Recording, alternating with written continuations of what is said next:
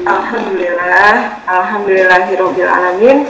Allahumma sholli ala Muhammad wa ala ali wa sahbihi wa sallim. Amma ba'du. Rabbi shrah li sadri wa yassir li amri wa hlul 'uqdatam min lisani yafqahu qawli. Bapak Ibu, alhamdulillah di tengah pandemi yang semakin meninggi, alhamdulillah Allah mempertemukan kita. Allah masih memberikan kesempatan pada kita untuk bisa bertemu walaupun tidak langsung. Kangen sebenarnya ketemu dengan teman-teman yang walaupun satu rumah sakit tapi jarang ketemu juga nih Bun. Dan alhamdulillah di tengah kita sudah hadir Ibu Maya. Alhamdulillah Bun ya, dari Jogja sudah hadir di sini nih. Karena pandemi jadi kita ketemu di sini ya Bun ya. Alhamdulillah sudah membersamai kita. Nah, nanti kita akan sampai dengan jam 11, kita akan bersama-sama dengan Bu Mayang untuk belajar. Lagi-lagi belajar ya, karena belajar itu anjuran dari lahir, dari buayan sampai ke liang lahat. Baik Bapak Ibu semuanya, kita awali dulu pertemuan ini dengan baca basmalah dan Al-Fatihah.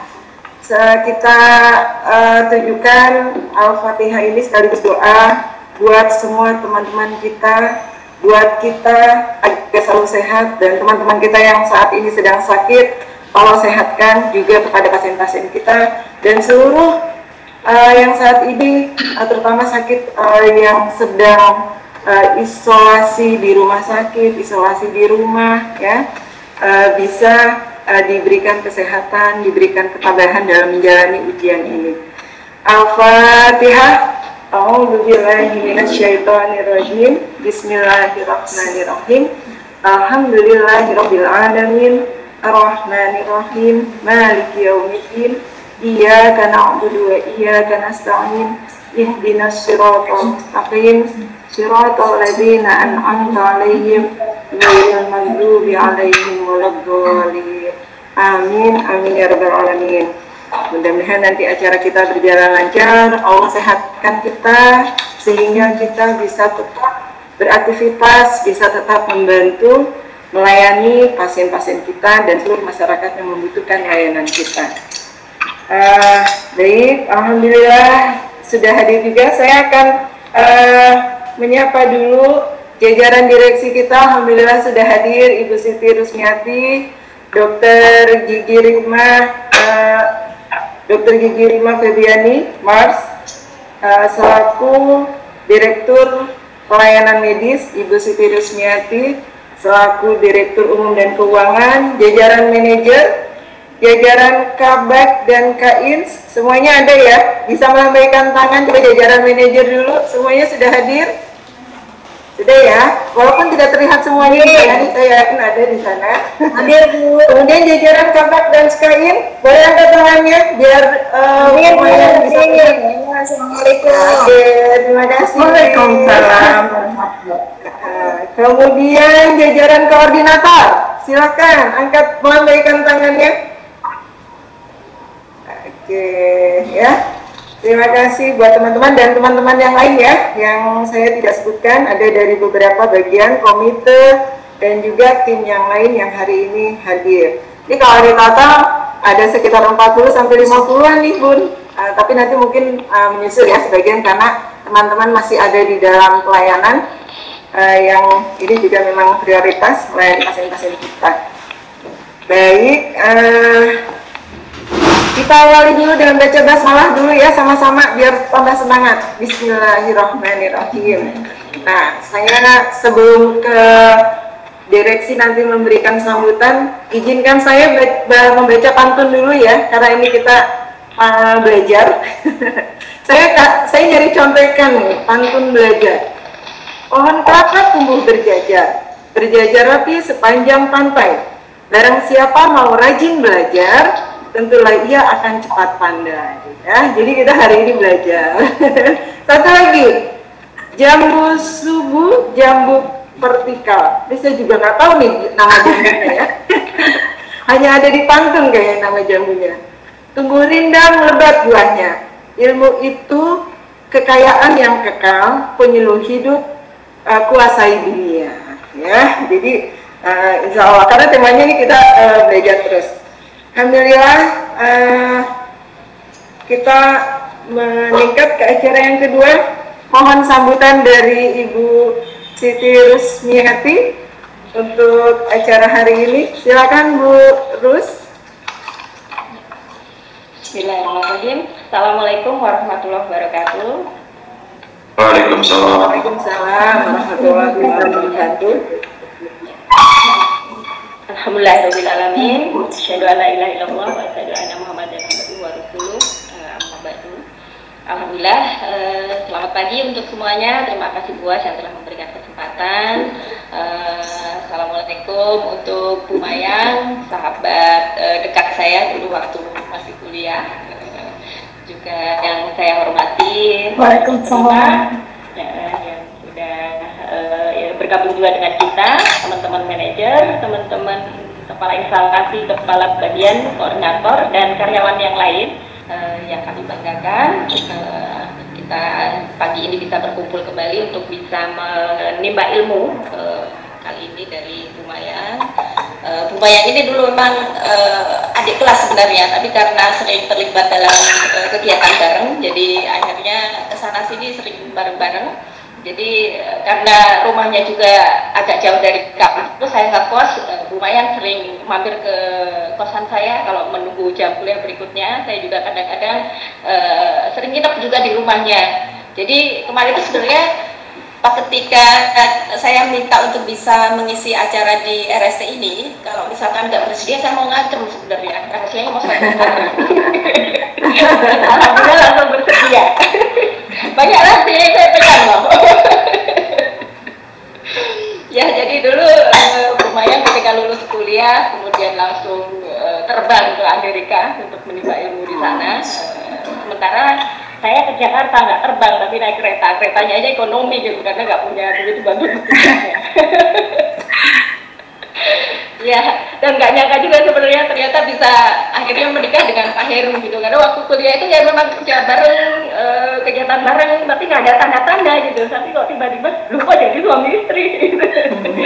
Sama-sama teman dekat juga gitu ya. Alhamdulillah ya. Memang namanya jodoh, rezeki, kematian itu sudah rahasia Allah ya. Kita hanya bisa berusaha, berikhtiar, tapi semua sudah diatur, sudah ada takdirnya masing-masing. Kali ini di training leadership ini kita akan membahas tentang learning agility ya. Memang sebenarnya itu makhluk apa sih sebenarnya itu learning agility itu? Karena secara umum kita juga tahunya cuma bagaimana sih kita menghadapi perubahan, kita bisa beradaptasi terhadap hal-hal yang baru. Sebenarnya apa kepentingannya buat kita gitu? Karena sebenarnya perubahan itu adalah satu keniscayaan. Kalau kita tidak bisa berubah maka kita yang akan tergilas oleh zaman. Apalagi di di era ketidakpastian seperti ini semuanya berubah secara cepat. Kita tidak pernah membayangkan bahwa pada satu ketika kita harus hidup dalam kondisi yang seperti ini, kemana-mana harus pakai masker, harus jaga jarak, mau bertemu orang aja susah sekali gitu. Kita harus bekerja secara online dengan orang lain, anak-anak juga harus belajar online gitu. Jadi ini adalah satu perubahan besar yang memang juga berjalan secara cepat. Maka kita harus siap untuk menghadapi semua itu. Dan apakah perubahan itu juga terjadi di tempat kerja kita, maka itu juga satu keniscayaan. Jadi apa yang harus kita lakukan untuk menghadapi kondisi seperti itu, terus apa pentingnya juga kita harus ikut berubah gitu. Yaitu pasti hal yang seperti itu pasti akan terjadi, maka kita harus siapkan dan untuk bisa mengantisipasi dan bisa melalui semua hal-hal baru yang ada di depan mata kita. Maka hari ini insya Allah akan dibahas secara tuntas oleh orang yang berkompeten, oleh ahlinya, karena berubah itu pasti ada manfaatnya, walaupun itu sebenarnya hal-hal yang kecil gitu. Dan hal-hal yang baru itu terkadang mengasihkan, bisa mengalihkan kita dari kejenuhan, dari rutinitas apa namanya, hal-hal kecil saja itu sebenarnya. Jadi ketika jenuh, apa sih yang harus kita lakukan? Karena yang namanya mood, yang namanya iman itu kan pasti naik turun. Ketika turun, kita bagaimana sih caranya untuk memotivasi? Kalau saya kadang-kadang apa namanya, ketika mau turun apa ya, ngapain, oh masak yuk, atau kalau enggak isengnya aja ngedit foto, bikin meme atau kartun. Nah itu kadang-kadang ketika kemudian kita launching di Facebook tuh banyak yang komentar, banyak yang seneng, ya kita juga ikut seneng juga gitu, walaupun itu hal sepele tapi ternyata orang lain bisa apa namanya mengapresiasi gitu, bahwa hal-hal kecil pun sebenarnya banyak manfaatnya. Ya mungkin nggak banyak yang akan saya sampaikan karena nanti akan dibahas lebih jauh lagi oleh Bu Maya. Semoga apa yang kita akan dapatkan pada hari ini banyak manfaatnya. Terima kasih kepada teman-teman panitia yang sudah menyiapkan acara ini dengan baik. Semoga ini akan terus berlangsung. Paling tidak sebulan sekali kita bisa bertemu, menimba ilmu untuk para leader, juga untuk karyawan jika memang materinya itu memungkinkan. Terima kasih juga untuk Buas sebagai moderator pada hari ini. Semoga banyak manfaat yang kita dapatkan. Saya mau berpantun apa enggak ya ini ya? Balas bu. Pantun saya tadi dibalas Bu. Ya, boleh dipantun sedikit ya. Buah jambu, buah tomat. Beli di pasar, penjualnya namanya Pak Helmi Sapik. Teman-teman, selamat menebar manfaat. Semoga Allah Subhanahu wa Ta'ala memberikan balasan yang jauh lebih baik. Amin. Baik. Ya, terima kasih. Assalamualaikum warahmatullahi wabarakatuh. Waalaikumsalam warahmatullahi wabarakatuh. Baik, terima kasih sekali Bu Siti Rusmiati. Saya yakin Bu Rus itu pandai membuat pantun, makanya tadi saya juga kamu kalah awali dengan pantun juga. Terima kasih Bu Siti Rusmiati. Dan alhamdulillah teman-teman semuanya, kita kali ini bertemu kembali di forum leadership atau leadership forum Rumah Sakit Rumah Sehat Terpadu David Wafa dengan saya Wasiah Mahari. Insya Allah kita akan membersamai sampai dengan jam 11 nanti kali ini bersama Ibu Dr. Mayang Paluki BBA MBA. Saya perkenalkan dulu beliau karena kan tak kenal maka kata sayang ya Bun ya. Iya. Saya panggil Bun saja ya, Bunda ya. Iya, monggo silakan Bu Asia. Pembelajaran ya, kita sharing bersama lah ya, belajar bersama pada forum leadership. Pertama-tama saya ucapkan terima kasih kepada jajaran direksi dari Rumah Sehat Terpadu Dompet Duafa, kemudian juga yang terhormat jajaran manajer, kemudian juga jajaran kabak di Rumah Sehat Terpadu Dompet Duafa. Terima kasih atas undangannya ya. Pertama saya kira ini tidak serius ya. Mbak Rus ya, saya mengingatnya Mbak Rus itu pertama saya kira nggak serius, kemudian saya dikontak oleh Mas Wanhar gitu. Oh ini berarti serius ini berarti ya. Dan saya terus terang saya senang sekali ya, artinya karena ini artinya untuk berinteraksi langsung sepertinya untuk organisasi yang apa ya. Ini kayaknya saya baru pertama ini selama pandemik ya. Jadi biasanya kan lebih kepada untuk mahasiswa ya, beberapa kali ada, tapi bukan lebih ke organisasi seperti ini. Jadi seperti apa ya? Jadi seperti in-house training ya ini ya jadinya ya. Dan saya senang gitu kan ya, karena untuk rumah sakit saya kira ini saya baru pertama kali ya, dan saya merasa bahwa tiap organisasi itu sangat unik. Saya bisa belajar banyak, nanti pasti saya yakin dari teman-teman semuanya. Kemudian tiap industri juga itu berbeda, juga apalagi di organisasinya pasti sangat berbeda sekali.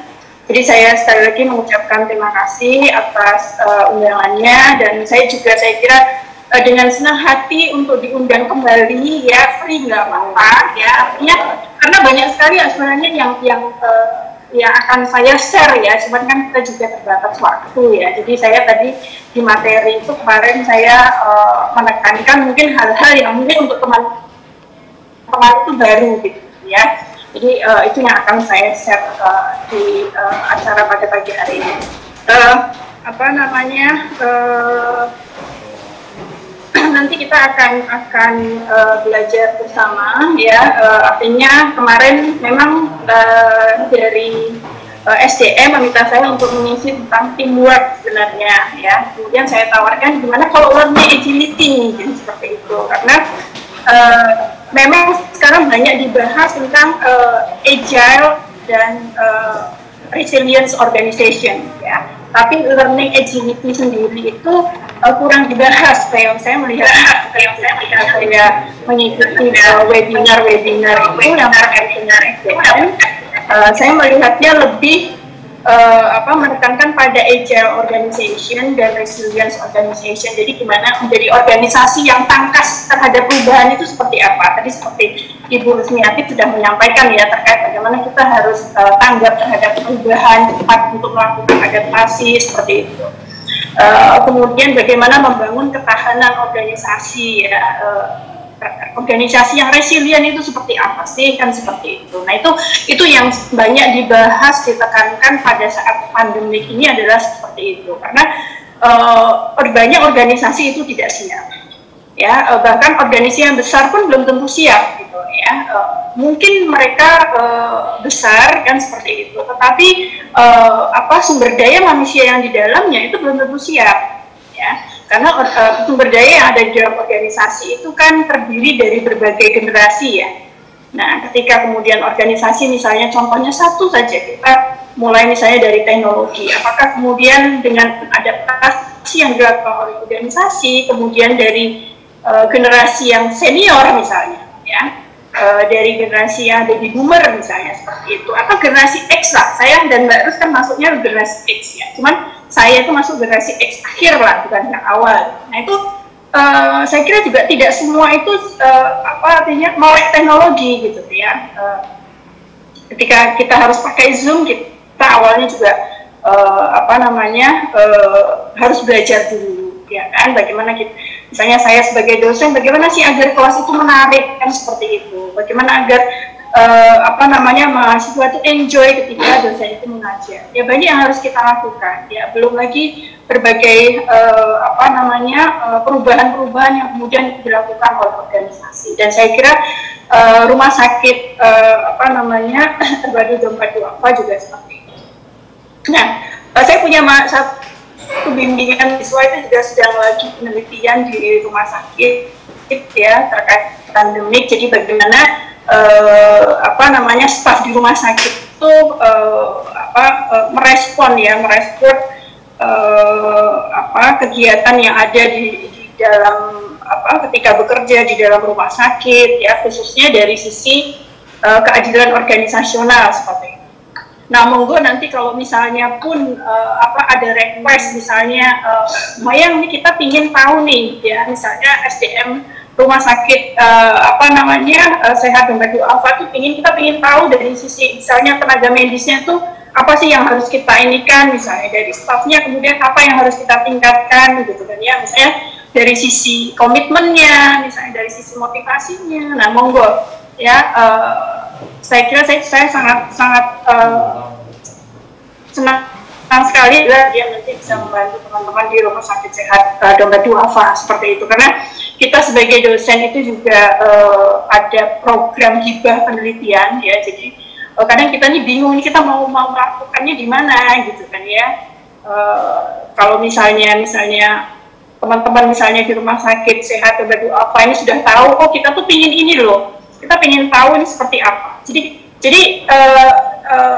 goalnya itu sudah ada dulu gitu. Sehingga kemudian nanti misalnya dari sisi akademik kemudian kita akan membuat mempersiapkan proposal dari sisi teorinya seperti apa gitu.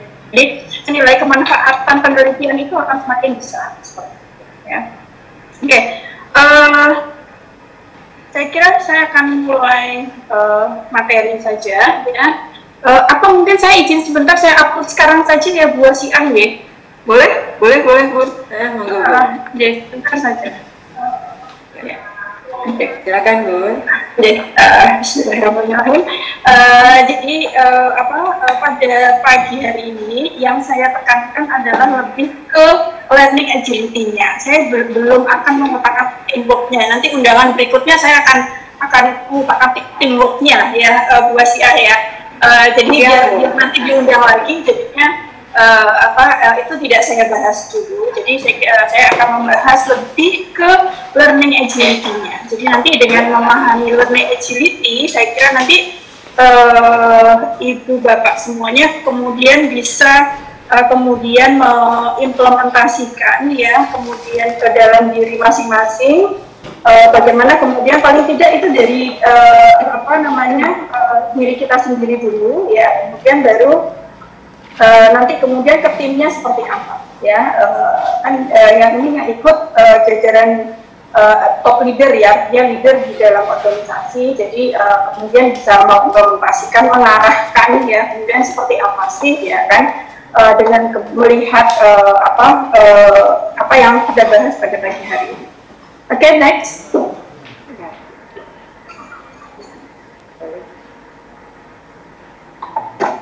Oke.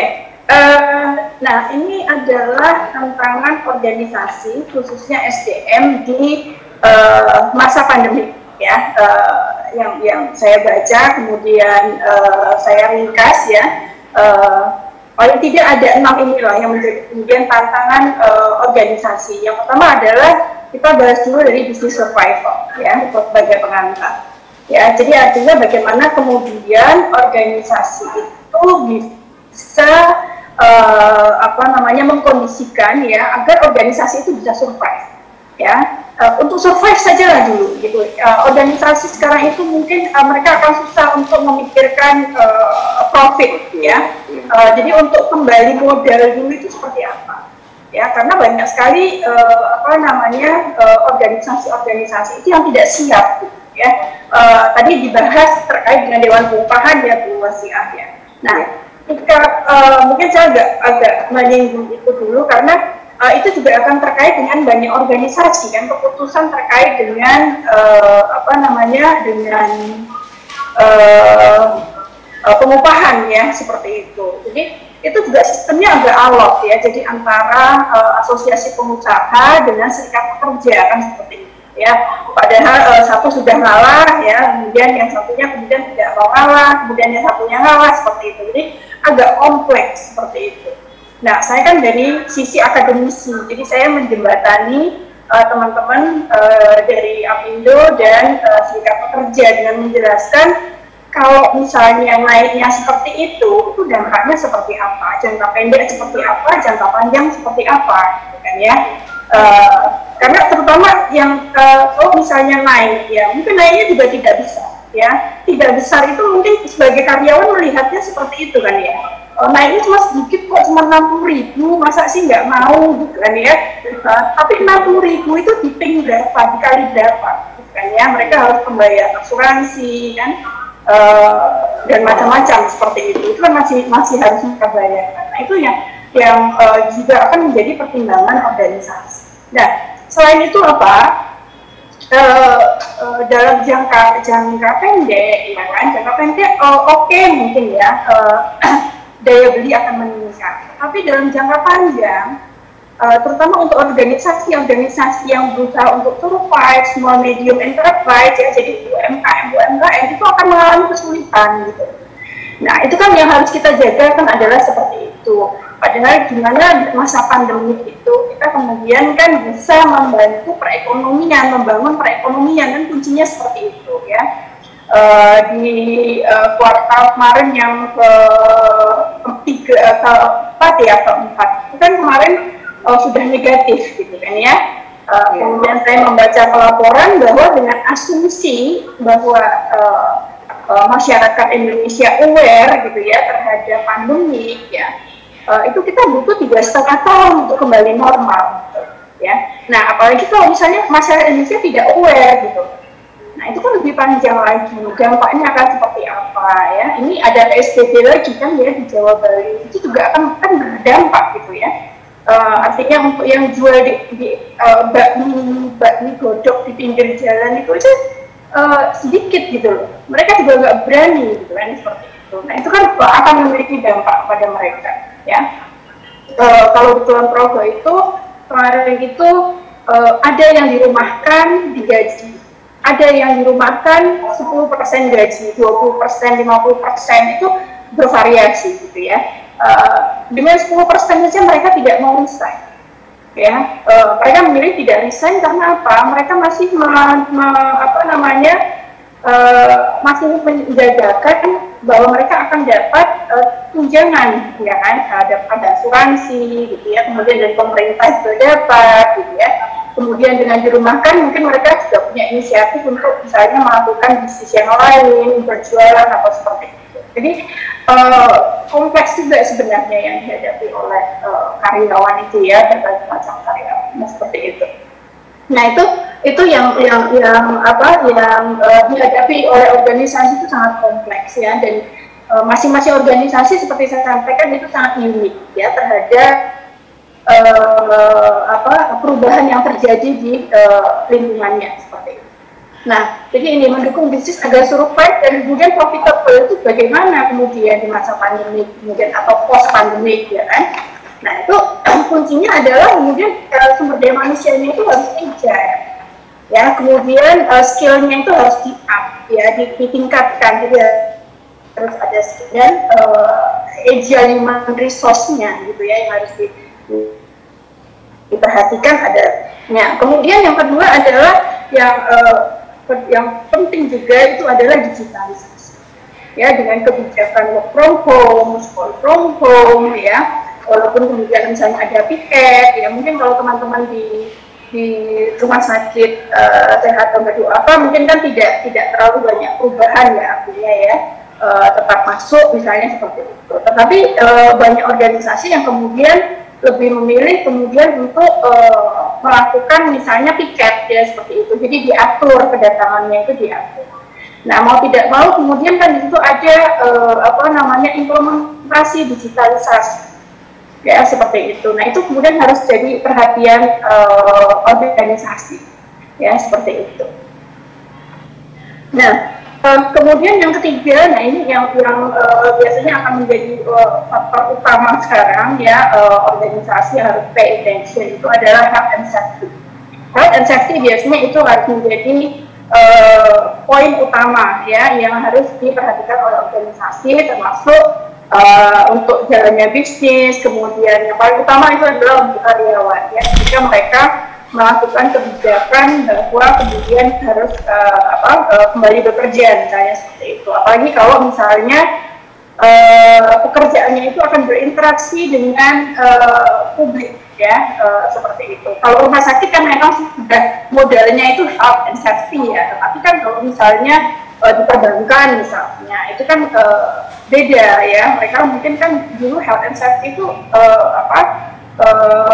bukan sesuatu yang utama mungkin ya dari sisi seperti sekarang ini untuk di masa pandemi. Jadi menempatkan kesehatan dan keselamatan karyawan di atas kepentingan bisnis ya seperti itu.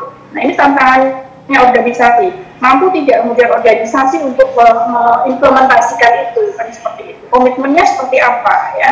Karena pada akhirnya adalah kesejahteraan karyawan. Ketika karyawan sejahtera maka kemudian organisasi bisa berjalan kan.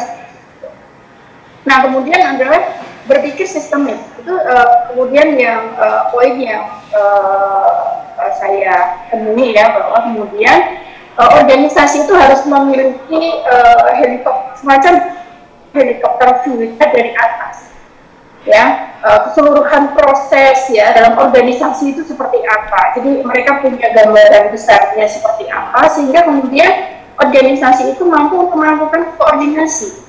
Koordinasinya harus seperti apa, ya kan? Komunikasinya seperti apa, kolaborasinya seperti apa, misalnya ada berapa unit ya, fungsi atau grup bisnis seperti itu. Nah, saya kira ini juga akan berlaku saya kira di rumah sehat terpadu 22 Alfa kan ya. seperti apa ini. Saya kemarin sempat sambil jalan gitu, saya sambil mikir gitu kan ya, ini topiknya teamwork. Saya orang SDM kalau di rumah sakit tuh ngatur jadwal shift itu seperti apa, kemudian mungkin ini tidak memproduksi satu produk ya, tapi mungkin ada teamwork yang mungkin dari unit yang berbeda-beda misalnya seperti itu. Nah, itu mengaturnya seperti apa aja misalnya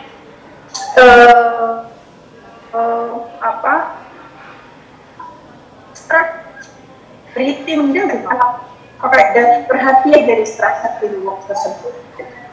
Nah, kemudian juga yang poin yang juga penting itu adalah budaya perusahaan, ya. Karena ini sangat penting ya, karena budaya akan terkait dengan visi, misi dan value organisasi. Ya, ketika kita berbicara value itu adalah artinya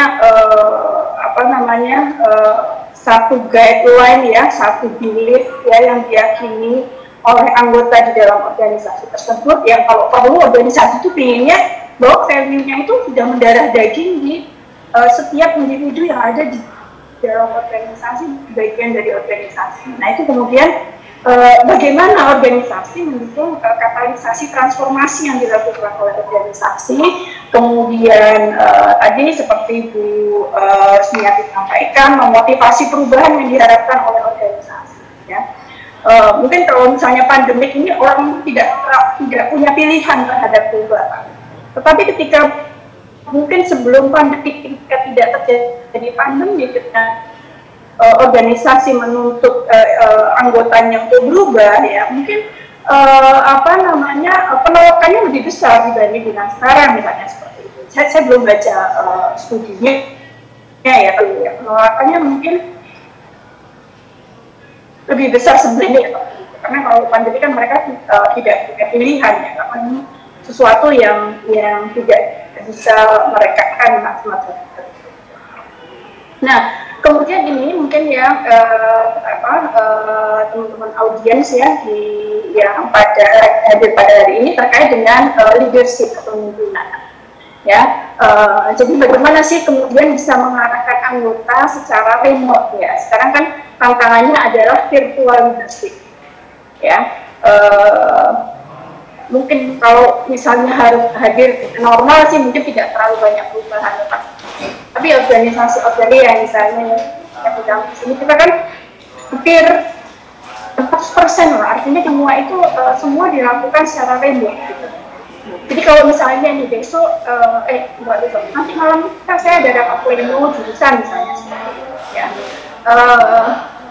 Kemudian kita kan tidak ada mungkin ada rapat, tetapi konsumsi mungkin ini kalau tidak dialihkan secara finansial, kemudian nanti ada driver kan mobile mengantarkan misalnya bentuknya apa misalnya ikan bakar,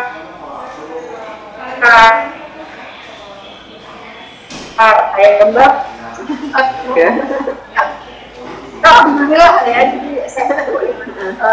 Jadi kalau kita misalnya kemarin di akhir tahun itu ada program development for lecturer ya, untuk dosen itu ada program gitu. Ini kita semuanya online. Ya, kalau misalnya saya ada ditanya nih, saya juga tiba penelitian misalnya gitu, atau penghibah menulis buku misalnya kemarin. Itu saya akan dijadwal, kemudian nanti kedatangan kontraknya hari Senin, mohon hadir antara jam 9 sampai jam 11. Jadi diatur, yang datang itu diatur. Jadi mungkinlah kita meminimalisasi. Jadi tadi seperti saya ceritakan di awal, saya hampir mungkin sebulan tidak selalu sekali saya ke kampus. Gitu. Ya, jadi kita semuanya serba online ya. Kecuali misalnya ini ada mahasiswa misalnya, ya sebenarnya juga tidak harus gitu ya, tapi mahasiswanya itu merasa lebih mantap kalau misalnya dia dunianya itu ketemu dengan saya itu akan saya pertimbangkan misalnya seperti itu. Tapi kita semuanya online, jadi ujian apa semuanya tidak melakukan lah semuanya. Jadi kita juga diminta juga tidak terlalu strict, tapi juga tidak terlalu loose ya pada mahasiswa. Oke, saya kira itu untuk tantangan organisasi. Pertama ini adalah di 6 poin ini ya. Oke, next. Next, Mbak. Sosial budaya, ya misalnya seperti itu ya. Jadi dari sisi bentuknya seperti itu ya. Dengan misalnya terjadi perubahan ya, perubahan susunan misalnya ya, susunan usia dari masyarakat yang ada di Indonesia atau di daerah di mana organisasi melakukan pelayanan rumah sakit sehat Dompet Duafa ya, misalnya seperti itu. Ketika terjadi perubahan tatanan masyarakat dari sisi usia, itu kan akan sangat berpengaruh. Ya, misalnya yang lanjut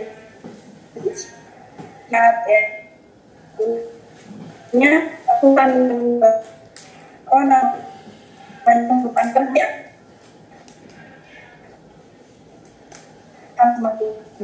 itu bisa melakukan bisnis ya, bisa studi misalnya berdasarkan historical data seperti ini, kemudian organisasi menyusun strategi ya, seperti itu. Nah, kemudian yang di tengah itu lebih pada class environment, jadi di sini ada ada regulator, ada kompetitor, ya, ada supplier, ada partner ya. Hampir mirip dengan mungkin five forces-nya populer ya mungkin ya, kalau dari saran pemasaran mungkin ya hampir mirip seperti itu lah ya. Jadi sama juga ya terkait dengan regulasi misalnya kan ya, regulasi juga kita harus mengikut pemerintah ya, misalnya teman-teman di rumah sakit gitu kan ya, ketika kemudian pemerintah mengeluarkan kebijakan mau tidak mau teman-teman kan harus seperti itu, karena kalau tidak mengikuti pasti kemudian ada ada konsekuensinya kan seperti itu ya. Nah, itu yang kemudian harus menjadi pertimbangan organisasi ya. Kemudian kompetitor ya, kompetitor, ada new entrance ya, ada pemain baru ya, misalnya kompetitor di rumah sakit tadi seperti Bu Asina tadi kan menyampaikan ya, misalnya ini Purwokerto nih, ini bangun rumah sakit JIH nih, kayak seperti itu ya. Teman-teman mungkin di rumah sakit di Purwokerto juga timbang pemain jelek di intinya putus-putus Bu. Oh, yang di teman-teman yang lain putus gak suaranya? Ya, oke.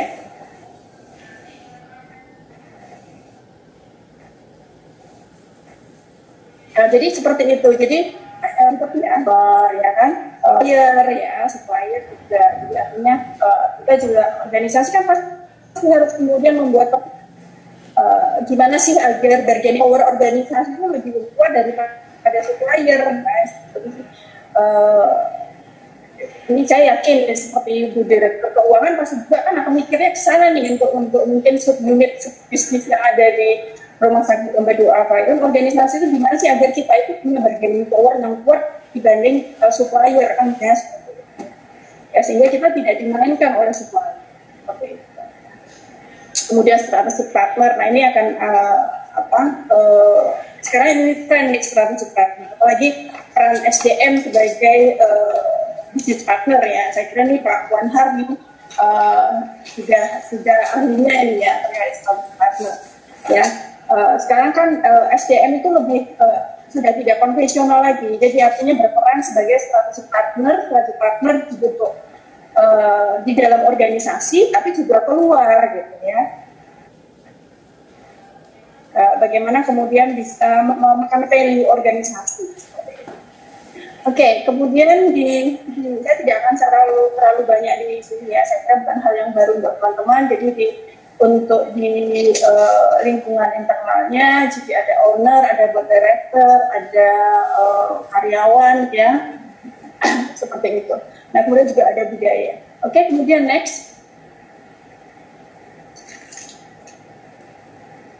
Oke, nah ini saya ambil contoh ya, contoh satu general environment di McD ya, saya pilih McD karena saya yakin teman-teman sudah paham semua ini apa ya, seperti itu, bukan hal yang baru lagi. Soalnya benar-benar makanan ini Mbak Arus ya.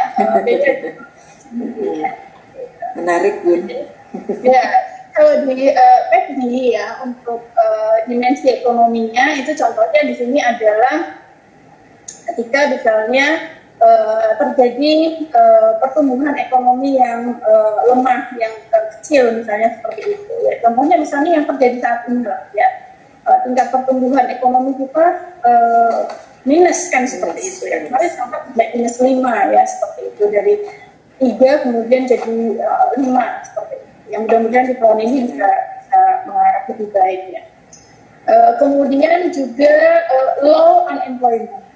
Nah, ya kan, tingkat pengangguran yang kecil ya. Nah, kalau sekarang kan tidak, sekarang beda ya. Tingkat pengangguran tinggi ya, artinya labor marketnya itu tight gitu loh ya. Jadi orang sedang bersaing untuk mendapatkan pekerjaan seperti itu ya, karena angka pengangguran semakin meningkat ya. Kulon Progo itu adalah satu kabupaten yang tingkat pertumbuhan ekonominya itu termasuk paling tinggi di Indonesia. Ya, kalau tidak salah itu sudah di belasan lah, sekitar 13 atau berapa. Ya, itu termasuk tinggi. Ya, tapi kan kemarin untuk pengupahan kita nggak pakai tingkat pertumbuhan Kulon Progo, kita pakai ini yang DIY. Ya. Nah, tapi kan terasa sekali ketika terjadi pandemi ya, kemudian semakin tinggi. Jadi angka pengangguran itu kemarin juga meningkat cukup 100% meningkatnya. Ya, seperti itu.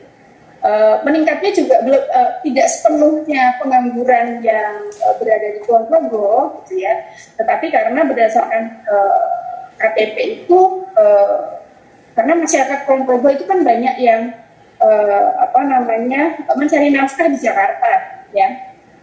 Nah, di Jakarta mereka kan bukan sebagai kalau di Gunung Kidul itu kan mereka punya usaha ya misalnya seperti itu. Tapi kan kalau orang Kulon Progo ke Jakarta itu kebanyakan kan sebagai pekerja gitu. Jadi ketika kemudian di Jakarta diputuskan mereka untuk PHK ya, otomatis yang naik itu adalah angka pengangguran Kulon Progo gitu. Ya, seperti itu. Nah, kemudian kalau dari ini misalnya untuk dimensi teknologi ya, misalnya dari McD. Di sini misalnya bahwa peningkatan teknologi informasi, ya kan. Kemudian sistem operasional yang lebih efisien ya, seperti itu. Nah, itu sudah kemudian misalnya menjadi satu sisi positif ya dari misalnya implementasi teknologi di McD misalnya kemudian. Nah, kemudian dari sisi misalnya sosial budaya, ya sisi demografi, terjadi misalnya peralihan di demografi misalnya dicontohkan bahwa jumlah single adult ya, jadi orang dewasa yang single ya, atau misalnya dual income family misalnya ya kan. Jadi kalau misalnya terjadi peningkatan misalnya dual income family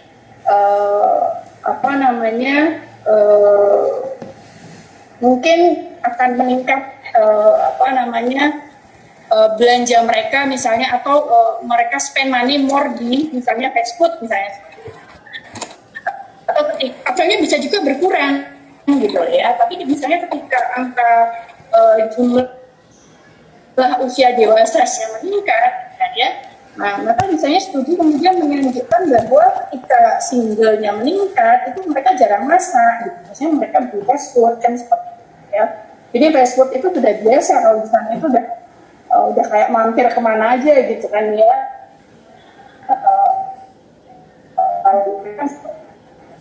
Nah, kemudian dari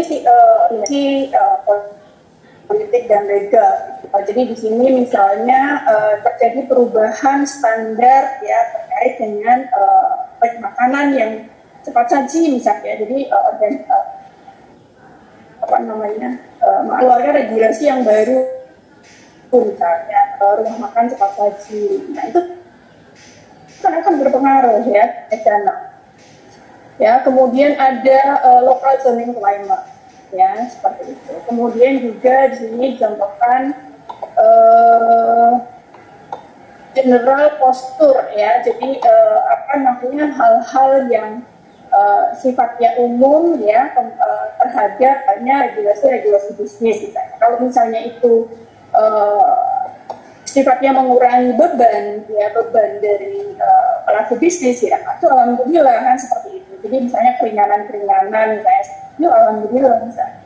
Tapi kalau semakin strict misalnya yang dituntut dari organisasi, maka kemudian itu akan menjadi PR bagi organisasi. Saya kira sama juga dengan teman-teman yang ada di rumah sehat terpadu Dompet Duafa, ya. Kemudian dimensi internasional, ya, ini sesuatu yang tidak bisa dihindari oleh MEGI karena MEGI sudah melakukan operasi secara internasional, ya, untuk bisnisnya. Jadi mau tidak mau ini akan memiliki dampak terhadap Megane, ya. Jadi mereka harus ini harus menjadi satu pertimbangan penting, dan market di pasar internasional itu juga tinggi untuk Megane, ya. Jadi mereka harus hati-hati di dalam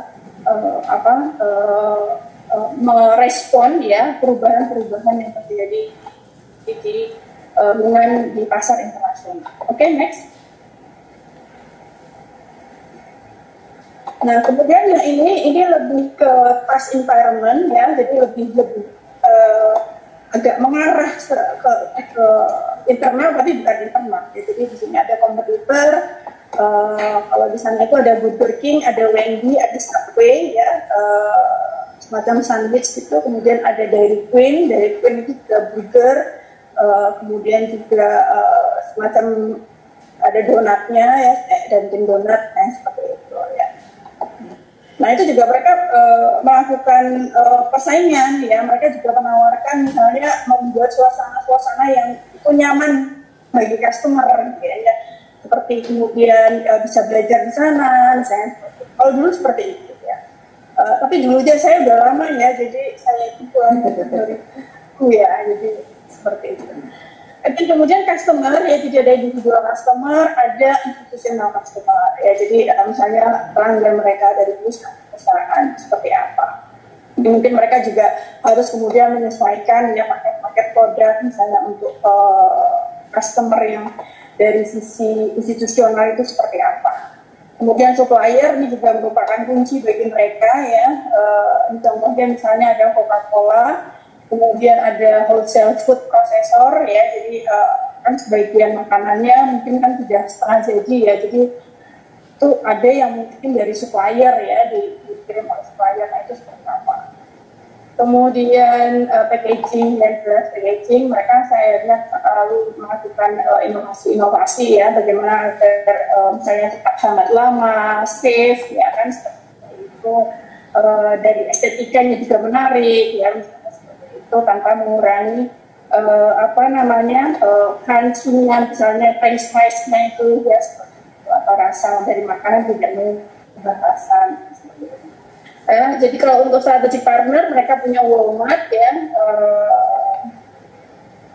kemudian ada Disney, kemudian ada foreign partner, ya, kemudian regulator jelas, ya, Food and Drug Administration, ya, FDA, kemudian Security and Exchange Commission, ya, karena mereka juga aktif, ya, di stock exchange market. Kemudian juga terkait dengan lingkungan, ya, terkait dengan bagaimana implementasi kebijakan misalnya terkait dengan limbah, ya, seperti itu. Nah, itu adalah hal-hal yang harus menjadi pertimbangan organisasi, ya. Oke, next. Oke.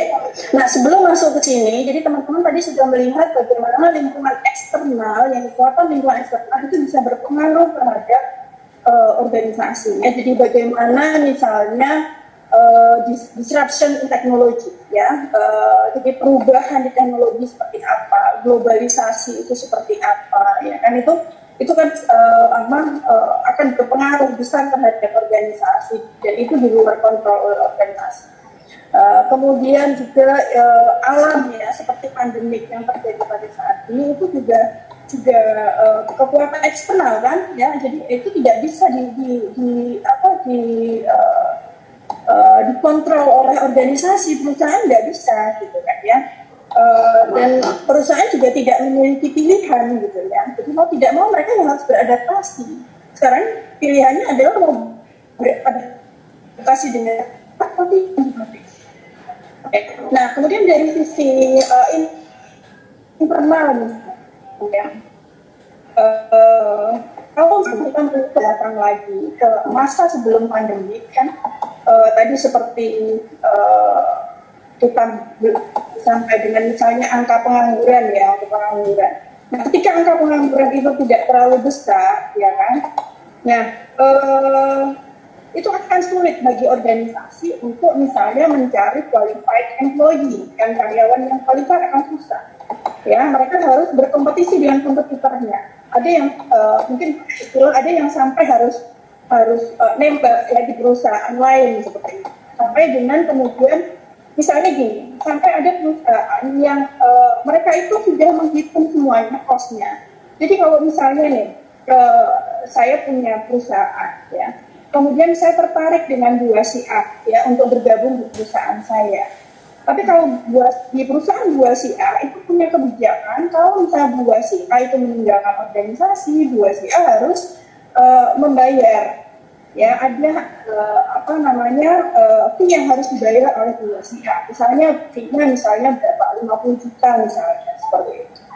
Nah, organisasi itu sudah mengkalkulasi ya, bahwa misalnya dengan membayar penalti tersebut ya, kemudian memberikan kompensasi yang lebih tinggi dari perusahaan sebelumnya, kan harus diberikan sesuatu yang menarik agar mau bergabung dengan saya. Ya, itu sudah hal yang umum, itu sudah dikalkulasi seperti itu ya. Juga di dunia akademik juga ada yang seperti itu ya. Jadi misalnya kalau saya mau keluar nih misalnya ya, ya mungkin perguruan tinggi harus bayar kalau misalnya ingin saya bergabung di sana gitu ya. Saya bayar 200 juta misalnya ya. Mungkin kalau udah profesor udah gede itu ya, bisa 1-2 M gitu. Ya, seperti itu. Itu mereka yang akan bayar, bukan saya yang bayar lagi gitu. Nah, itu sudah dilakukan oleh organisasi. Jadi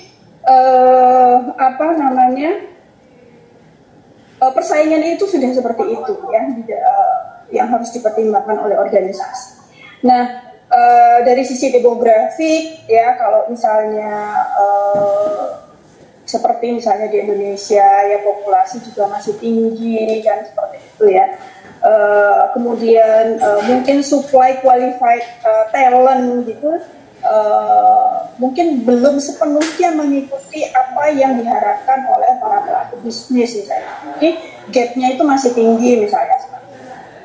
Nah, kalau dari sisi internal organisasi, misalnya ini ada studi nih dari perusahaan dari member Standard & Poor 100 ya, S&P 100 itu menemukan bahwa ya sekarang ini ya incoming CEO atau CEO yang ada sekarang ini itu dari sisi usia mereka jauh lebih muda ya. Saya kira teman-teman juga kalau mengamati BUMN yang ada di Indonesia itu kan direkturnya masih muda-muda kebanyakan. Ya, kalau dulu mungkin direkturnya usianya sudah 55 ke atas gitu ya. Nah, kalau sekarang masih muda-muda, ya masih usia 40 itu sudah jadi direktur, ya seperti itu. Nah, dan tantangan yang harus dihadapi mereka itu juga lebih kompleks gitu. Ya, jadi di sini juga terjadi gap secara internal, itu dalam organisasi juga terjadi gap. Ya, iya kalau siap, kalau kemudian tidak siap, ya kan, dampaknya juga akan besar ya seperti itu. Nah, juga organisasi sekarang ya, pertama saya kira mungkin teman-teman atau teman-teman di rumah sakit merasakan atau tidak bahwa istilahnya itu job getting bigger. Jadi tanggung jawab teman-teman itu lebih besar daripada sebelumnya. Ya, jadi kalau dulu misalnya nih 3 pekerjaan itu dikerjakan oleh 3 orang misalnya, ya, jadi satu orang satu pekerjaan. Ya, nah sekarang itu mungkin 3 pekerjaan dikerjakan oleh 2 orang, atau mungkin lebih gratis, 3 pekerjaan itu dikerjakan oleh 1 orang. Ya, dalam persaingan bisnis misalnya ketika satu retire, organisasi belum tentu cari gantinya. Ya, 2 retire, jadi 2 pensiun belum tentu masih cari hire. Ya, tapi ketika 3 baru mereka hire. Ya, bahkan ada perusahaan manufaktur yang dia buka pabrik baru tanpa harus meng-hire new employee. Nah itu kan artinya job getting bigger gitu loh. Ya, tanggung jawab responsibility kita itu semakin besar secara individu di tempat kerja. Ya. Nah sementara juga supply-nya ya, mungkin kalau supply kalau di pandemik sekarang bigger ya, gitu ya. Tapi kalau dulu kan supply itu smaller, gitu kan ya, seperti itu. Nah, jadi apa yang dihadapi oleh organisasi secara internal, kemudian ditambah lagi dengan kekuatan-kekuatan dari eksternal, nah itu akan menimbulkan permasalahan bagi organisasi. Ya, sehingga kemudian seperti di slide yang Ibu dan Bapak-Bapak bisa lihat, itu kemudian organisasi kemudian mengeluh ya, komplain gitu ya, bahwa ini organisasi kami tidak berkenan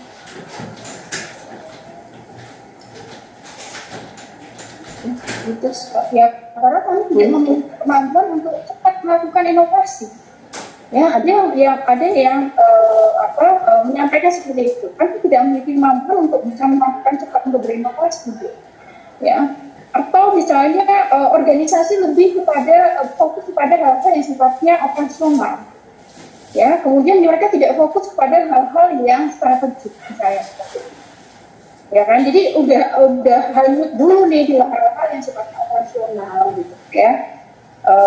Jadi tidak hal-hal yang sifatnya strategik gitu kan ya, seperti itu. Jadi kalau misalnya dosen itu ya dia hanyut misalnya ngajar aja gitu. Ya gimana nih biar saya tuh ngajarnya banyak, dapatnya banyak, misalnya seperti itu.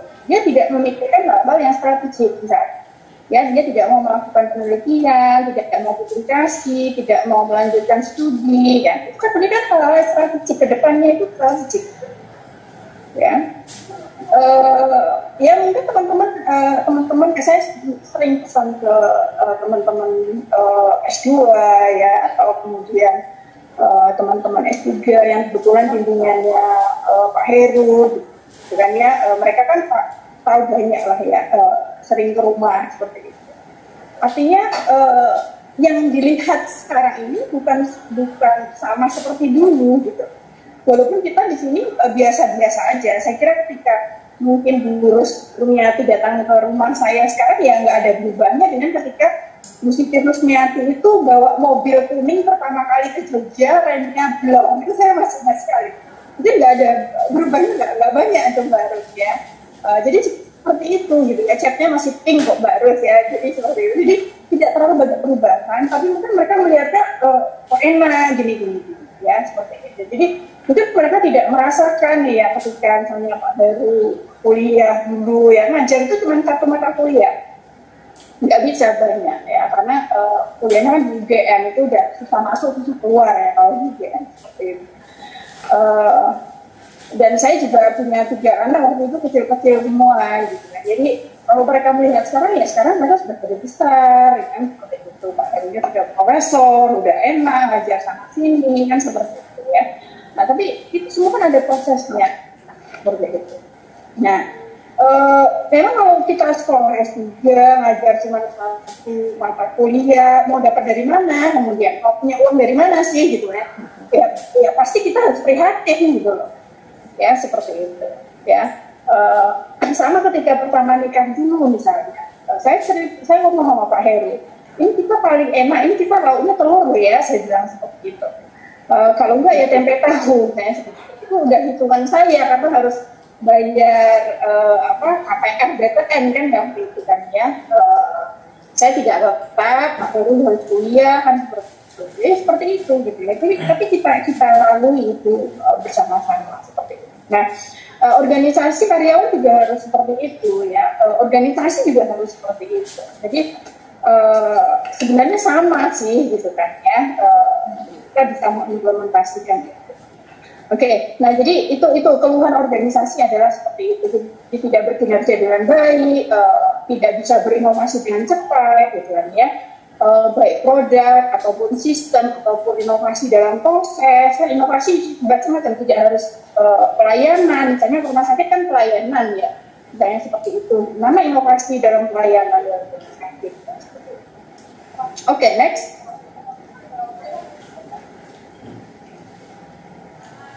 Nah, dari tadi keluhan-keluhan tadi itu sebenarnya kalau ditilik lagi itu kemudian sumbernya itu adalah talent, ya. Jadi sumbernya itu adalah talent. Ya. Talent itu kemudian apa sih kan seperti itu? Ya. Jadi sebenarnya talent itu adalah individu ya yang pada dasarnya itu berada ya skillnya ya, jadi above average ya, di atas rata-rata ya, jadi mereka well perform ya, jadi performnya itu mereka bisa jauh lebih baik dibanding rekan-rekannya, jadi mereka masuk pada high performing, high quality employee ya, kemudian potensial kandidat. Nah biasanya talent itu dipakai ke sana, jadi mungkin teman-teman kan juga ada talent management ya misalnya seperti itu. Nah biasanya talent itu arahnya ke sana. Jadi kenapa kemudian organisasi itu memanage talent gitu ya? Karena itu adalah masa depannya organisasi gitu ya. Kalau dari sisi strategi SDM itu adalah investasi organisasi terhadap sumber daya manusia, dan itu adalah kunci penting gitu loh. Dan itu PR besar bagi organisasi ya. Saya selalu mengingatkan teman-teman mahasiswa seperti itu. Jadi organisasi itu bukan punya mudah gitu loh ya, berinvestasi di sumber daya manusia gitu ya, ngirim training ke sana kemari itu juga costnya besar ya, resikonya besar gitu kan ya. Resikonya apa? Resikonya karena at any time employee bisa resign gitu ya. Apalagi kalau yang punya duit nggak masalah bayar fee, harus bayar nggak masalah ya. Nah, itu resiko organisasi adalah seperti itu ya. Jadi dari perspektif investasi adalah seperti itu. Nah di sini ada satu studi dari Reddy et al tahun 2010 itu melakukan studi kemudian menemukan bahwa karakteristik dari high potensial tersebut ya, dari talent tersebut itu biasanya mereka secara konsisten ya, itu secara konsisten dan kredibel itu mereka mau memberikan hasil yang terbaik, jadi strong result ya, seperti itu. Jadi karyawan itu mau memberikan yang terbaik ya, talent high potensial itu seperti itu karakternya adalah seperti itu. Jadi kalau teman-teman dari SDM yang biasa melakukan recruitment selection gitu kan ya, saya kira ini sudah familiar, kemudian manajer lini gitu kan ya, saya kira ini sudah familiar ya. Kemudian mereka menguasai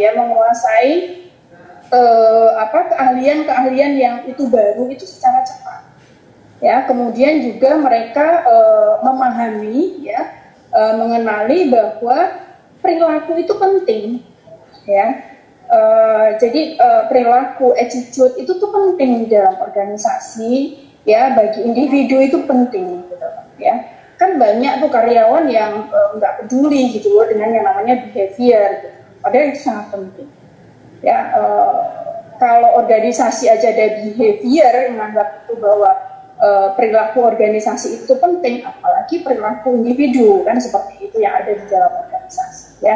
Jadi seperti itu. Jadi kembali kepada talentnya ya, kenapa tadi keluhan itu muncul kemudian ditarik ke belakang, kemudian sumbernya adalah sebenarnya talent. Oke, next.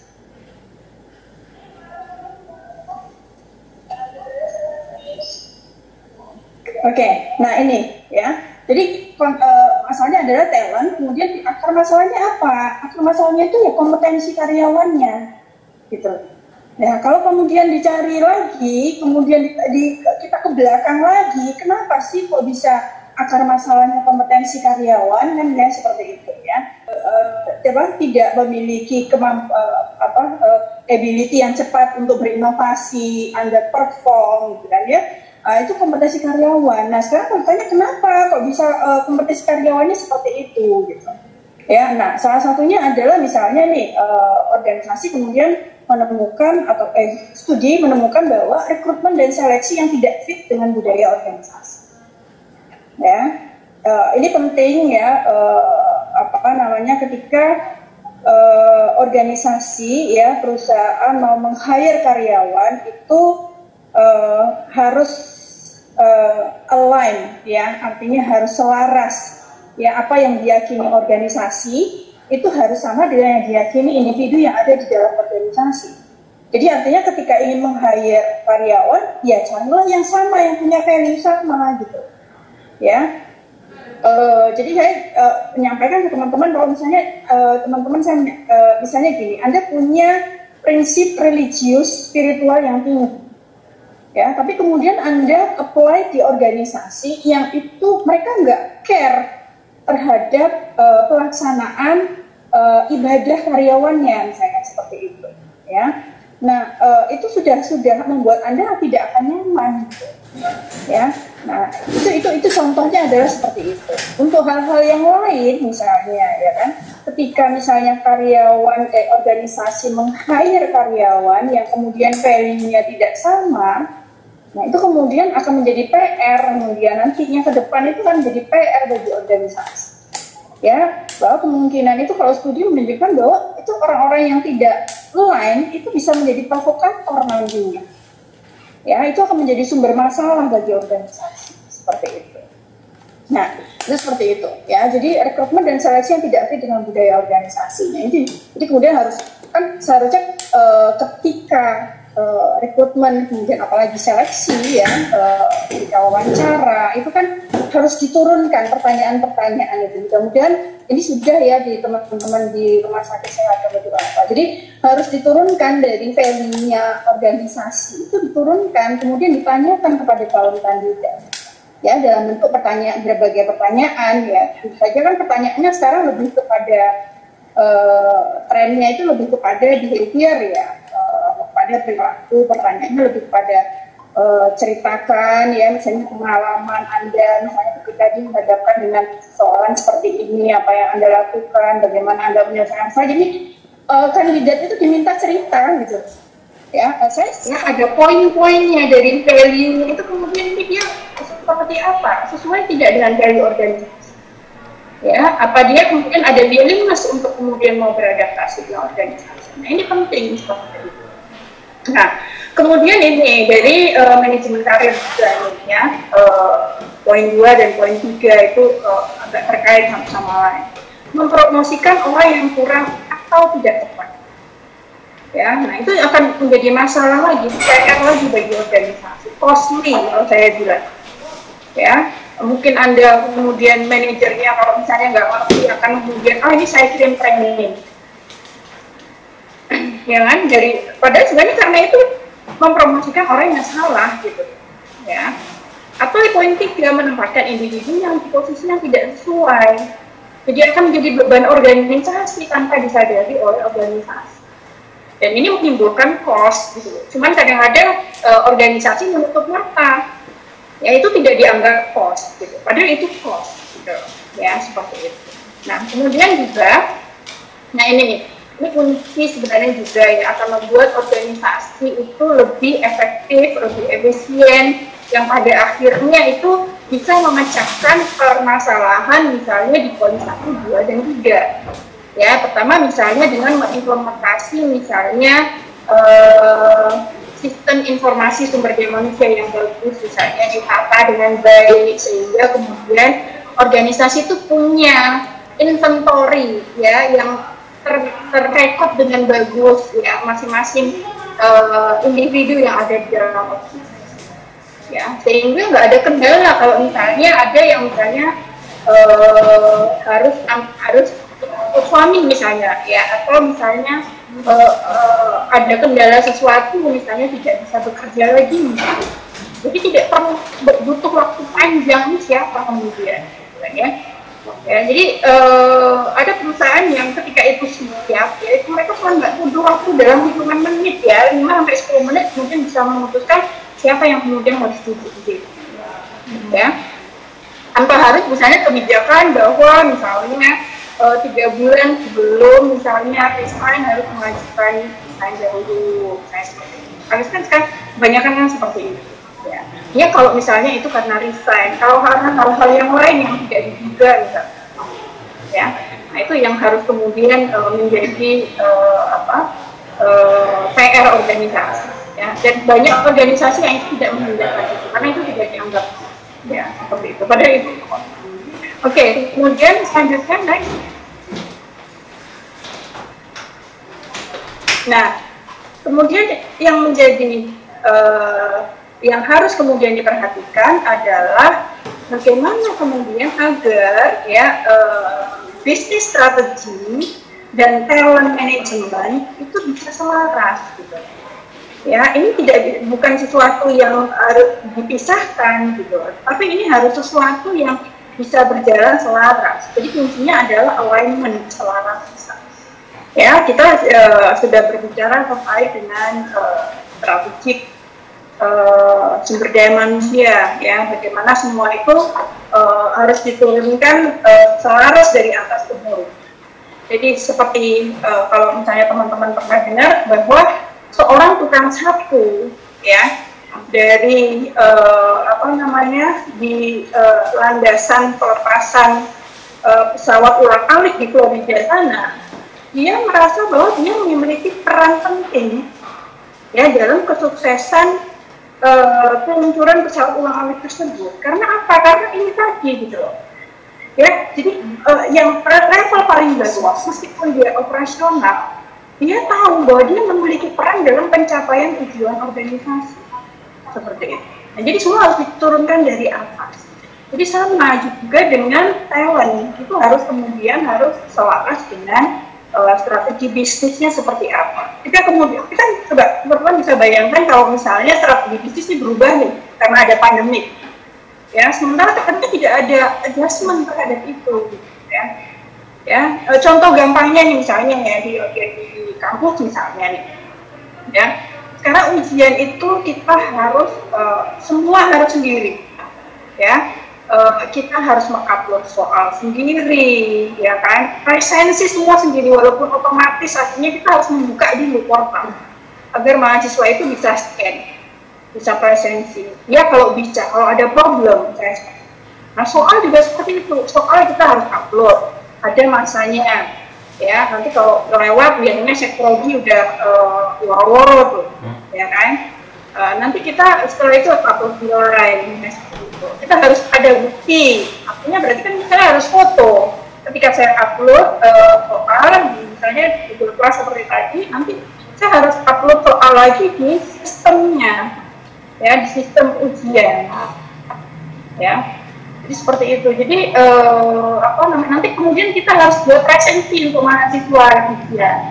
Ya, teman-teman, yang tadi kan saya buka portal, saya buatkan limitnya sampai jam sekian, mereka upload, nanti setelah itu saya harus buka web presensinya MBA ini, ya, kemudian jadi ada manual, ada otomatis, kan, seperti itu. Tapi yang ujian kita lihat secara manual, kita lihat siapa yang ujian dulu, ya, nanti kita harus melakukan input lagi, ya, seperti itu. Jadi ribet, pekerjaannya banyak, ya. Nah, saya mungkin yang di generasi akhir itu masih bisa mengikuti, ya, tapi bagaimana dengan teman-teman yang mungkin usianya sudah 55, 60, ya, udah mau pensiun gitu kan, ya, dia nggak bisa gitu. Nah, apa kemudian yang harus dilakukan oleh organisasi agar mereka bisa kemudian, karena kalau dosennya tidak adjust, yang jadi korban siapa? Mahasiswa, ya kan? Mahasiswa itu customer-nya kita, ya kan? Kita punya tanggung jawab moral kepada orang tua mereka, kan, seperti itu. Ya, nah itu yang harus kemudian sama, saya kira nanti setiap organisasi seperti itulah alurnya. Ini kemudian harus ditata ketika terjadi perubahan, ini harus seperti apa SDM. Jangan kita hanya melakukan update terhadap teknologi, perubahan teknologi, tapi manusia tidak disiapkan gitu.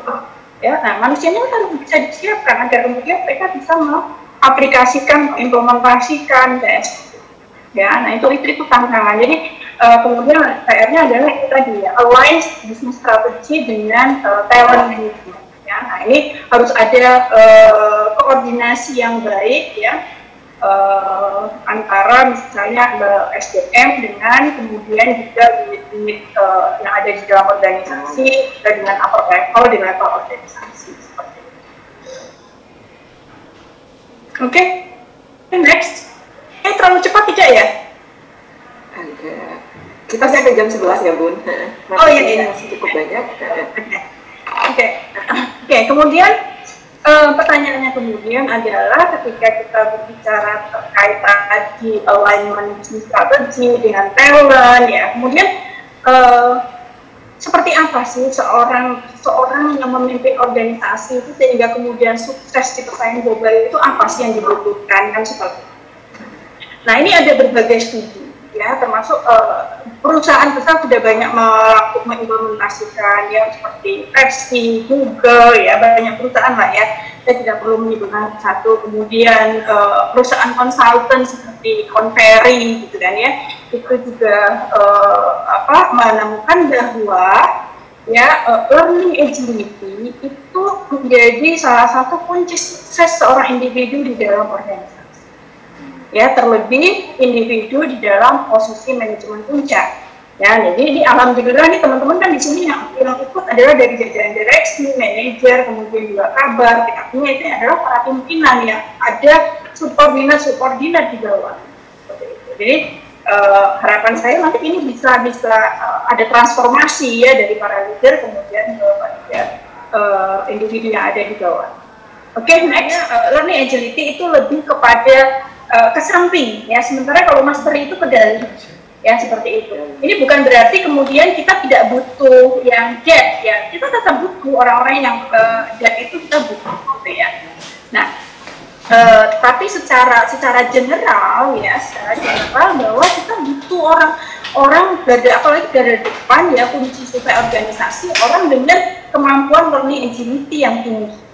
Ya, mereka kalau yang learning agility dengan pribadi dengan learning agility itu mereka akan mudah untuk mau belajar itu mudah.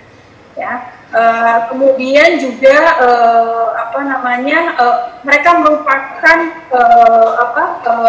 memecahkan orang yang mudah dalam memecahkan masalah. Jadi clever problem solver. Ya, seperti itu. Nah, mereka tidak masalah ketika mereka harus dealing dengan hal-hal yang sifatnya ambigu, yang kompleks ya. Jadi kompleks problem itu buat mereka tuh mereka enjoy aja, tepat. Jadi problem itu bukan sesuatu yang dihindari oleh begitu yang tinggi. Ya, tapi itu mereka akan face itu ya, akan mereka hadapi. Nah, ini kuncinya tadi ya, ketika kita berbicara perubahan ya. Memang kita bisa mengandalkan orang yang mastery gitu kan ya, tetapi orang yang learning agility yang tinggi dia itu thrive terhadap perubahan. Jadi mereka itu selalu terhadap satu perubahan ya, at any time ya, seperti itu. Nah, kalau yang di bawah ya teman-teman lihat ya. Nah, kalau yang mastery itu mereka memang superior performance ya, tetapi untuk apa? Untuk fungsi yang sama, untuk pekerjaan itu dari tahun ke tahun, dari waktu ke waktu mereka memang superior performance ya. Nah, tetapi kalau learning agility mereka itu ketika dihadapkan oleh sesuatu yang baru ya, tantangan yang baru, kondisi yang baru, first time condition ya, mereka itu bisa melakukan itu dengan baik, mereka bisa perform well ya, seperti itu. Oke, next.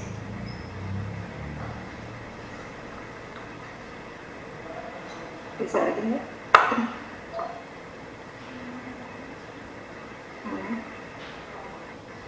Oh, kawan. Oke, nah kemudian apa sih learning agility kan seperti itu ya. Jadi apakah learning agility itu kita berbicara tentang behavior ya? Apakah kemudian kita berbicara tentang ini tadi perform well in novel first time situation ya?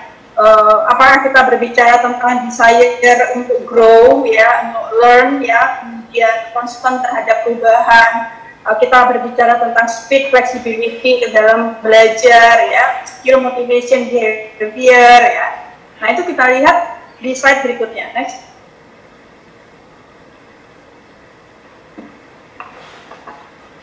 Nah, ini, ya, mungkin teman-teman ketika membaca definisi ini, teman-teman menganggap, aduh kok simpen banget sih, kan seperti itu, ya. Kok cuman gitu kok learning agility, ya, seperti itu. Nah, teman-teman ini bisa lihat ya, learning agility itu adalah willingness. Jadi harus ada willingness dulu gitu, kemauan dulu, ya.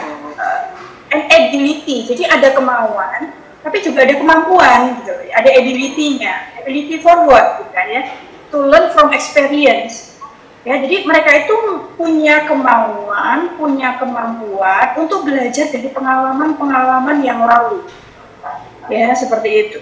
Jadi bukan close the door gitu, ya, tidak seperti itu gitu ya. Jadi mereka belajar dari pengalaman, tapi kemudian bagaimana untuk selanjutnya mereka bisa mengaplikasikan, mengimplementasikan pembelajaran yang sudah mereka lakukan, ya, itu kemudian bisa sukses, ya, dalam kondisi sesuatu yang baru mereka hadapi pertama kali mungkin, ya, sesuatu yang betul-betul baru itu. Mereka bisa mengimplementasikan itu. Jadi mereka selalu mau belajar seperti itu.